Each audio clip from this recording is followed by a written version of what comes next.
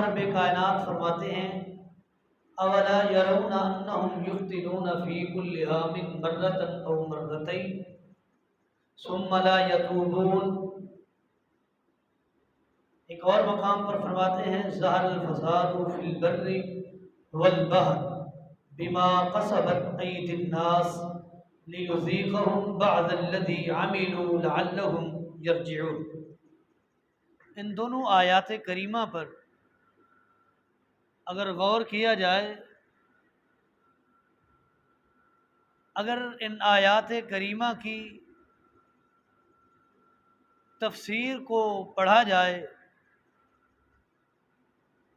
اگر ان آیات کریمہ کو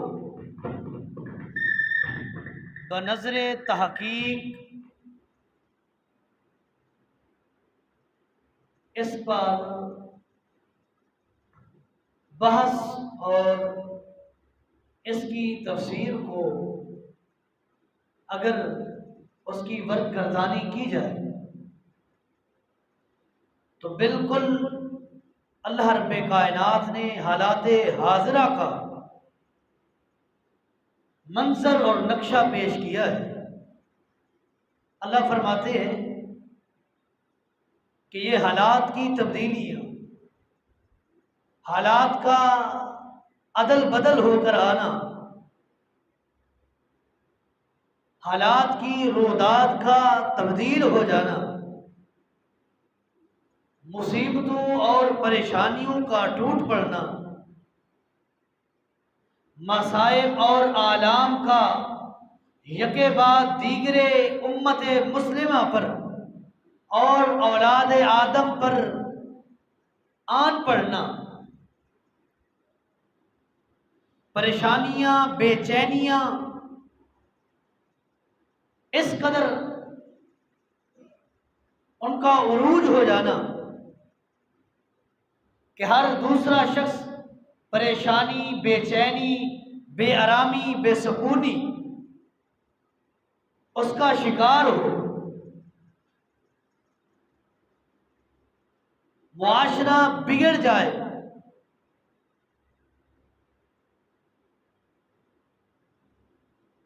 انسانی رہن سہن تبدیل ہو جائے، انسانیت نقل مکانی پر مجبور ہو جائے،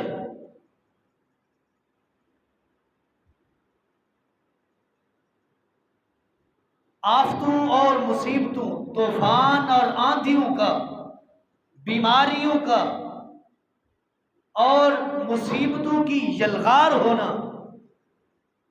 ان سب چیزوں کے دو سبب ہیں۔ دو وجوہات کی بنا پر آفتیں، مصیبتیں، پریشانیاں، مصائب، آلام انسان کے اوپر آتے ہیں۔ اللہ فرماتے ہیں اولا یرون انہم یفتنون فی کل عام مرۃ او مرتین، کیا آپ نے نہیں دیکھا کہ ہم نے انسانیت کو، اولاد آدم کو آزمایا ہے، آزمائش میں مبتلا کیا ہے، پریشانیوں کا سامنا کرنے پر مجبور کیا ہے، مصیبتوں کا سامنا کرنے پر مجبور کیا ہے۔ اس کی وجہ فی کل عام مرۃ او مرتین ثم لا یتوبون ولا یذکرون۔ اللہ فرماتے ہیں کہ ہم نے اولاد آدم کو، انسانیت کو آزمائش اور امتحانات میں مبتلا اس لیے کیا ہے، تکلیفیں اس لیے دی ہیں، مصیبتیں اس لیے آئی ہیں ان پر، آفتیں اس لیے آئی ہیں ان پر، طوفان اس لیے آئے ان پر، سیلاب اس لیے آئے، بیماریوں کی بچھاڑ ان پر اس لیے آئی، ایسی ایسی بیماریاں پیدا کر کے میں نے انسانیت کو، اولاد آدم کو، امت مسلمہ کو، امت محمدیہ کو آزمانے کے لیے، ان مصائب، ان آزمائشوں کا سامنا کرنے کے لیے ان تکلیفوں کو بھیجا ہے۔ اور دوسری جگہ فرماتے ہیں ظہر الفساد فی البر والبحر بما قصبت ایدی الناس لیذیقہم بعض الذی عملوا लअल्लहुम यरजिऊन कि बाद औकात आफतें आती हैं, मुसीबतें आती हैं, परेशानियां आती हैं, आलाम टूट पड़ते हैं, मसाइब का सामना करना पड़ता है, सैलाब की सूरत में, जल्जलों की सूरत में, बीमारियों की सूरत में, या किसी और चीज़ की, दुश्मन की जलगार की सूरत में। अल्लाह फरमाते हैं ये सारी परेशानियां उस इंसान के अपने किए धरे होते हैं, उनके अपने आमाल की वजह से, उनके अपने गुनाहों की वजह से, उनकी अपनी गलतियों की वजह से, उनके अपने गुनाहों, अल्लाह की नाफरमानियों की वजह से अल्लाह रब्बे कायनात इन पर आजमाइश और इम्तिहान भेजते हैं। दोनों आयात को पढ़ा जाए तो दो बातें समझ आती हैं। एक तो ये कि कभी कभार आजमाइशें आती हैं, इम्तिहानात आते हैं, मुसीबतें आती हैं, तकलीफ़ें आती हैं। अल्लाह रब्बे कायनात अपने नेक बंदों को मुसीबतों के ज़रिए आजमा रहा होता है। और कभी कभी ये आजमाइश, ये मुसीबतें, ये परेशानियां इसलिए आती हैं कि इंसानियत राह रास्त से हट चुकी होती है, अल्लाह की नाफरमान बन चुकी होती है। जब अल्लाह की नाफरमानी इस कदर आम हो जाती है, अल्लाह रब्बे कायनात उन लोगों पर जो रब के नाफरमान हैं, रब की फरमाबरदारी नहीं करते, रब का कहना नहीं मानते, रब के हुक्म की हुक्म अदूली करते हैं, अल्लाह रब्बे कायनात आसमान से या ज़मीन से आफतें और मुसीबतें, परेशानियां भेजकर उनको परेशानी और मुसीबतों का सामना करने पर मजबूर कर देते हैं।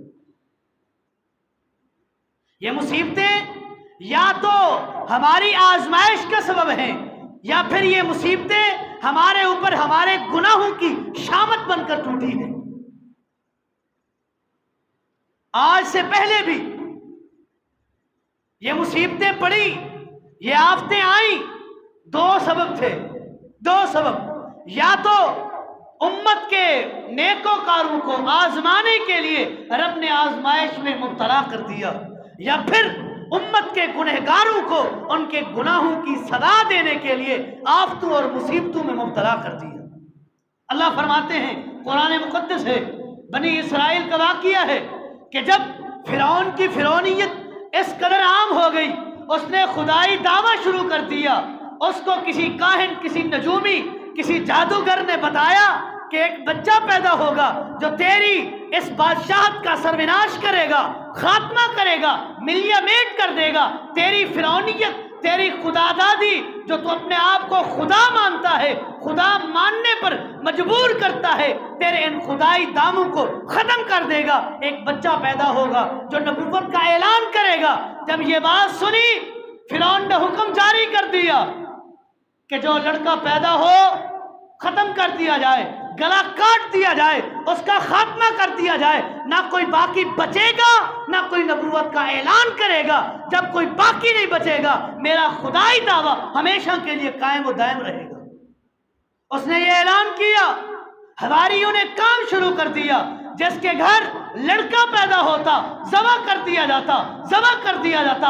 अल्लाह फरमाते हैं, वयुज़ब्बिहूना अबनाअकुम वयस्तहयूना निसाअकुम वफ़ी ज़ालिकुम बलाउम मिर रब्बिकुम अज़ीम। वो तुम्हारे लड़कों को, तुम्हारे बच्चों को ज़बह कर दिया करते थे, तुम्हारी बेटियों को, तुम्हारी लड़कियों को जिंदा छोड़ देते थे।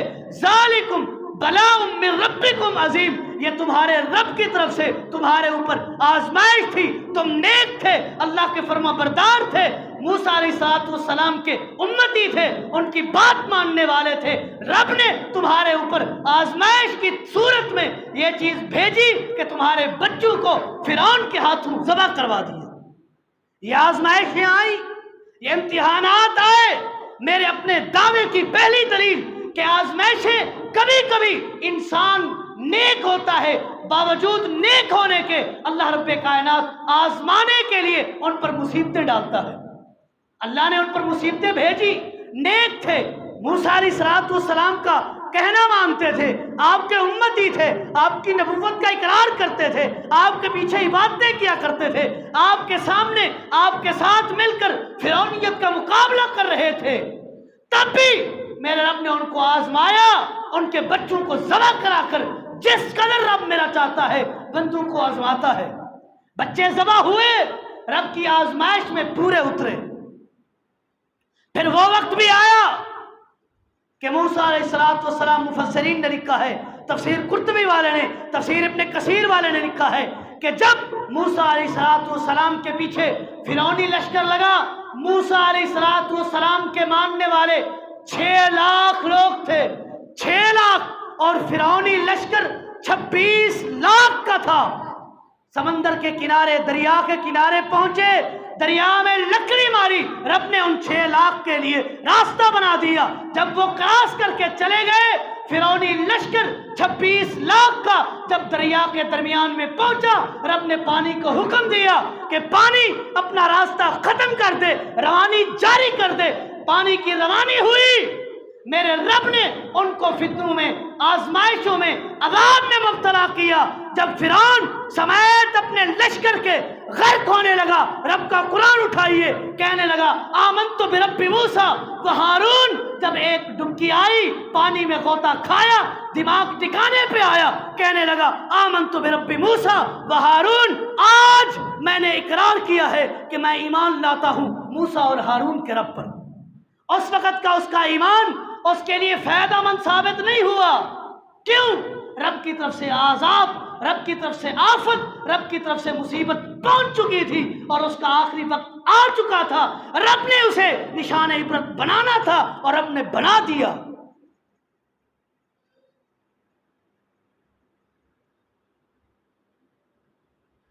ہم سے پہلی امتوں پر عذاب آئے، عذاب پہ عذاب ٹوٹے، کیا ہم سے زیادہ گنہگار تھے؟ ہم سے زیادہ گنہگار نہیں۔ اللہ کی قسم، جو فعل، جو افعال وہ امتیں کیا کرتی تھی، آج بالکل اسی صورت میں اس امت میں موجود ہے۔ رب نے انہیں آزمایا، عذاب میں مبتلا کر دیا۔ ہمارے اوپر تو محمد کریم علیہ السلام کی دعا ہے کہ رب ہمیں آزما نہیں رہا، وقتاً فوقتاً رب درس دے رہا ہے، سمجھ جاؤ، باز آ جاؤ، رب کی نافرمانی سے اپنے آپ کو محفوظ کر لو۔ وہ بھی تمہاری طرح کے انسان تھے جن کو میں نے ملیا میٹ کر دیا۔ سورہ اعراف ہے، اللہ فرماتے ہیں فَأَرْسَلْنَا عَلَيْهِمُ الطُّوفَانَ وَالْجَرَادَ وَالْقُمَّلَ وَالزَّفَادِعَ وَالدَّمَ وَآيَاتٌ مُفَصَّلَاتٌ فَاسْتَكْبَرُوا وَكَانُوا قَوْمًا مُجْرِمِينَ۔ ایک ایسی باغی قوم، ایک ایسی نافرمان قوم، ایک ایسی قوم، بدبخت قوم آئی جس نے میرے حکم کو چھوڑا، میرے نبی کی دعوت کو چھوڑا، میرے نبی کے احکامات کو پسے پش ڈالا۔ اللہ فرماتے ہیں میں نے ان پر عذاب پہ عذاب بھیجا، ایک نہیں، اللہ رب کائنات نے اس بدبخت قوم پر 5 عذاب نازل کیے، 5 عذاب، اور وقتاً فوقتاً وہ 5 عذاب آتے رہے۔ اللہ فرماتے ہیں فَأَرْسَلْنَا عَلَيْهِمُ الطُّوفَانَ، جب وہ باغی ہوئے، جب میرے نافرمان بنے، جب گنہگار بنے، موسیٰ علیہ السلام نے توبہ کی دعوت دی، استغفار کا حکم دیا، نہیں مانا، سرکشی میں لگے رہے۔ اللہ فرماتے ہیں فَأَرْسَلْنَا عَلَيْهِمُ الطُّوفَانَ، میں نے ان پر طوفان بھیج دیا، سیلاب کی صورت میں، پانی ہی پانی۔ تفسیر اٹھائیے، ابن کثیر، تفسیر قرطبی، مفسرین نے لکھا ہے کہ سیلاب کا پانی ان کو گردن تک آتا تھا، تھوڑا سا نیچے ہوتے سیلاب کے پانی میں غوطے کھانے لگ جاتے۔ اتنا بڑا پانی سیلاب کا رب کی طرف سے عذاب کی صورت میں اس قوم پر آیا۔ جب عذاب میں مبتلا ہوئے، کہنے لگے موسیٰ، اے اللہ کے پیغمبر موسیٰ علیہ السلام، ہمیں ہمارے لیے دعا کرو، اللہ ہمیں اس عذاب سے نجات دے، ہم تمہاری بات مان لیں گے، ہم اپنے افعال کو چھوڑ دیں گے۔ موسیٰ علیہ السلام نے دعا کی، رب نے عذاب کو ختم کر دیا۔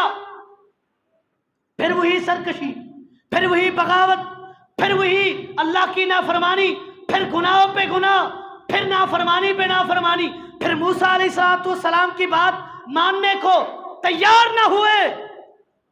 بارش کا، سیلاب کا پانی آیا، اللہ نے ان پر انعام کیا، ہریالی پیدا کر دی، ہر طرف ہریالی ہی ہریالی. پھر سرکش بنے, اللہ نے ٹڈی کا عذاب بھیج دیا. فارسلنا علیہم الطوفان والجراد, ٹڈی کو بھیجا, سارا ہریالہ کھا گئی. یہاں تک مفسرین نے لکھا ہے کہ ٹڈی نے ان کے گھروں کے دروازوں کو بھی کھا لیا. جب ٹڈی کے عذاب سے تنگ آئے, پھر موسیٰ علیہ السلام کے پاس گئے کہ ہم توبہ کرتے ہیں, رب سے دعا کیجئے رب ہمارے سے یہ عذاب واپس لے لے. رب نے ٹڈی کا عذاب جراد کو واپس بلا لیا. پھر وہی سرکشی, پھر وہی بغاوتیں, پھر گناہ پہ گناہ, پھر شرک پہ شرک, پھر نبی کی نافرمانی. اللہ فرماتے ہیں فارسلنا علیہم الطوفان والجراد والقمل, اللہ نے ان پر جوؤں کا عذاب بھیج دیا. جو چیز کھانے لگتے جوئیں ہی جوئیں, سر میں جوئیں, جسم کے کسی حصے کو رب نے باقی نہیں چھوڑا جہاں جوئیں نہ ہوں. اللہ نے اتنی جوئیں ان پر عذاب کی صورت میں بھیجی. جو کھانا کھاتے اس میں جوئیں, جو فروٹ استعمال کرتے اس میں جوئیں.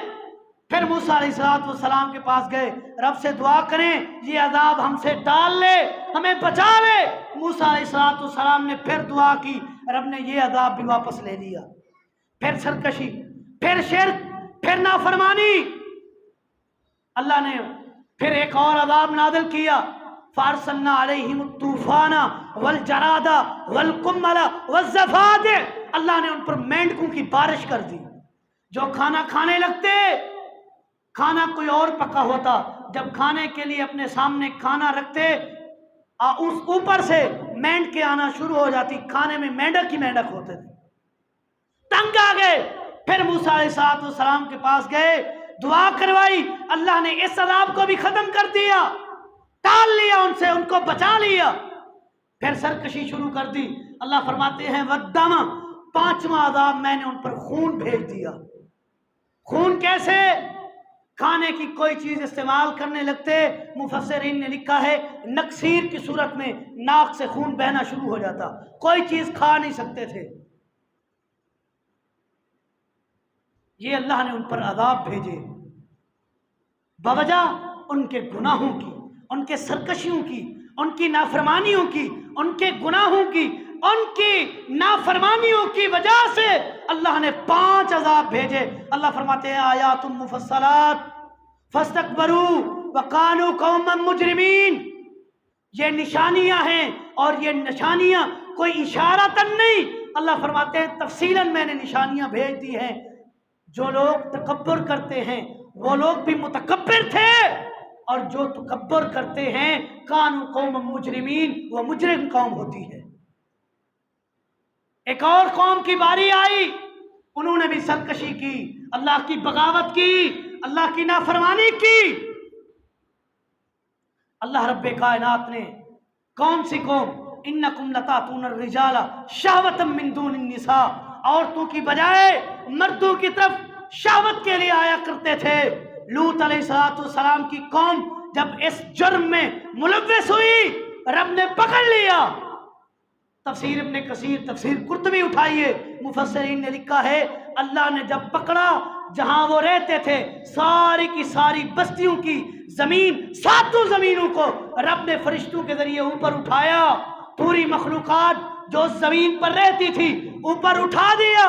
مفسرین نے لکھا ہے کہ اتنا اوپر اٹھایا, ان کے کتے بھونکتے تھے, اور ان کے کتوں کے بھونکنے کی آواز پہلے آسمان پر جایا کرتی تھی. پھر رب نے اسی زمین کو الٹا کیا, الٹا دیا, اور دے مارا زمین پر. زمین باس ہو گئی, گڑھے بن گئے. پھر اسی زمین سے, زمین میں جس زمین میں وہ چلے گئے تھے وہاں پانی آ گیا, پانی بھی بھیج دیا, زمین میں گاڑ بھی دیا. یہاں تک بس نہیں, باغی تھے, سرکش تھے, گنہگار تھے, اللہ کے نافرمان تھے, اپنے رسولوں کے نافرمان تھے, جن کو اللہ نے ان کی طرف پیغام پر بنا کر بھیجا, ان کی بات نہیں مانتے تھے. جب اس عذاب سے زمین پر پٹکا, جن لوگوں نے اٹھنے کی کوشش کی, اللہ کا قرآن اٹھائیے, اللہ نے اوپر سے پتھروں کی بارش کر دی. اور خالی بارش نہیں, رب کا قرآن کہتا ہے کہ جو لوگ اٹھنے لگتے اس پتھر پر جو اس کو لگتا اس پر اس کا نام لکھا ہوتا تھا، جس کا نام تھا اسی کے سر پر وہ پتھر پڑتا۔ مفسرین نے لکھا ہے کہ یہ سزا ہے اس گناہ کی جس گناہ میں وہ ملوث تھے، ان کو اللہ نے اوپر سے آسمان سے بارش پتھروں کی برسا کر ان کو سنسار کر دیا۔ یہ گناہ ہیں، یہ آفتیں ہیں، یہ ہمارے اپنے کیے دھرے ہیں جن کی سزائیں آج ہم بھگت رہے ہیں۔ امام الانبیاء کا فرمان، صحابی رسول فرماتے ہیں، رسول اللہ نے فرمایا لم تظہر الفاحشۃ فی قوم قط حتی تعلنوا بها۔ جب کسی قوم میں فحاشی، عریانی، بے حیائی، زنا، بدکاری، رب کی نافرمانی، رسول اللہ کی نافرمانی، عصمت دری عام ہو جائے گی، عزتیں بیچی جائیں گی، عزتیں نیلام ہونا شروع ہو جائیں گی، لائسنس لے کر عزتوں کو نیلام کرنے والے بدبخت پیدا ہو جائیں گے، رب کی طرف سے عذاب آئے گا۔ اور عذاب کیا ہوگا؟ الا فشا فیہم الطاعون والاوجاع التي لم تکن مضت فی اسلافہم، اللہ رب کائنات ان کو طاعون کی بیماری میں مبتلا کر دیں گے، والاوجاع التي لم تکن مضت فی اسلافہم الذین مضوا، اور ایسی ایسی بیماریاں رب ان پر بھیجے گا جو ان سے پہلے کسی امت پر ایسی بیماریاں نہیں آئی ہیں۔ اور آج نظر دوڑائیے، میرا تو شعبہ ہے، نت نئی بیماریاں، نت نئی بیماریاں، ایک بیماری جاتی ہے دوسری آ جاتی ہے۔ آج سے پہلے یہ ٹائیفائڈ، یہ ہیمریجک ڈیزیزز، یہ کرونک ڈیزیزز، یہ ٹیوبرکلوسس، یہ خسرہ، یہ پولیو، ٹائیفائڈ نہیں تھے، یہ برین ہیمریج نہیں تھا، ہارٹ اٹیک نہیں تھا۔ جس بیماری کو اٹھا کر دیکھیں یہ پہلے نہیں تھی، رب نے بعد میں بھیجی۔ کیوں بھیجی؟ یہ ہمارے گناہوں کا کیا دھرا ہے، رب نے ہمیں سزا کے طور پر بیماریوں میں مبتلا کر دیا جن کا علاج نہیں ملتا، کہیں کانگو وائرس، کہیں ڈینگی وائرس۔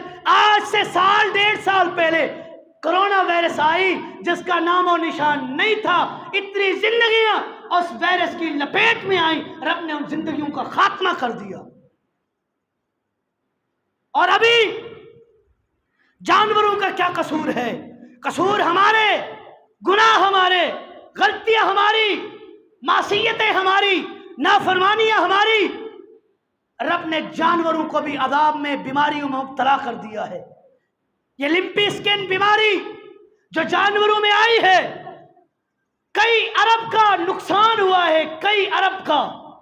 اسی پاکستان میں ایک تخمینہ لگانے والے نے لگایا ہے کہ جنوبی پنجاب میں جو جانور لمپی سکن سے مرے ہیں تقریباً ان کا تخمینہ 9 ارب ہے۔ جانوروں کا کیا قصور ہے؟ جانور رب کے نافرمان نہیں ہیں، نافرمان ہم ہیں، ہماری وجہ سے رب ہمیں عذاب میں مبتلا کر رہا ہے۔